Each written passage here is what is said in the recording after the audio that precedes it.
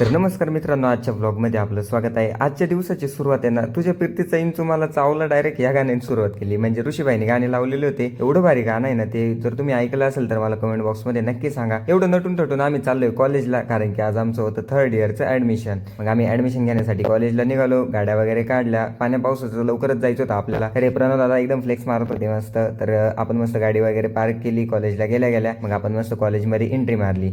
तर गाईज गेल्या गेल्या आपल्याला भेटले ओम दादा। तर ते आधीच फॉर्म वगैरे सबमिट करत होते, मग आपण थोडं फॉर्म फिल करून घेतला। मग आपल्याला अक्षय दादा भेटले, त्याच्यानंतर परत आपल्याला प्रसाद दादा भेटले। तर ते म्हणजे त्यांची ती व्यथा सांगत होते की त्यांनी फॉर्म भरण्यासाठी किंवा फॉर्म सबमिट करण्यासाठी काय काय केले। मग आपल्याला गणेश दादा भेटले, मग आपण परत प्रसाद दादांसोबत थोडेसे गप्पा वगैरे मारल्या। या प्रसाद दादांनी ना तुमच्या भावाच्या फोटोला खराब करून ठेवलाय गाईज, सांगा त्याला काही कमेंट बॉक्समध्ये। तर गाईज मी पौर्णिमा आणि गीता आपण सरांकडे साईन करण्यासाठी चाललो होतो, कारण की फॉर्मवरती आपल्याला साईन लागत होती। त्याच्यानंतर या पोरी आपल्याला फ्लेक्स मारत होत्या, म्हणजे ते फॉर्म वगैरे दाखवत होत्या, कारण की ते म्हणे तुम्ही मला ब्लॉगमध्ये घेत नाही। तर मग त्यांना पण एकदाच ब्लॉगमध्ये घेऊन टाकला आपण पण। त्याच्यानंतर मस्त कॉलेजच्या बाहेर आलो, वातावरण एवढं डेंजर झालं होतं ना, सगळीकडे पाणी पाणी झालं होतं नाही का। मग आपण थोडा नाश्त्याचा प्लॅन ठरवला, कारण की भूक पण खूप लागलेली होती, सकाळपासून काही खाल्लेलं नव्हतं। मग थोड्याशा गप्पा वगैरे मारल्या, कारण की खूप दिवसांपासून आपण भेटलेलो होतो। मग गप्पा वगैरे मारल्यानंतर आपण परत गेलो रूमवर। आज आपल्याला सगळे आपला पूर्ण मित्रपरिवार भेटायला आलेलो होता, म्हणजे सगळे कॉलेजमध्ये होते। तर रूमवरती जाताना मस्त पाण्या पावसाची कशी तरी गाडी घेऊन गेलो होतो, खूप थंडी पण वाजत होती, स्वेटर वगैरे घातलेलं होतं तुमच्या भावाने।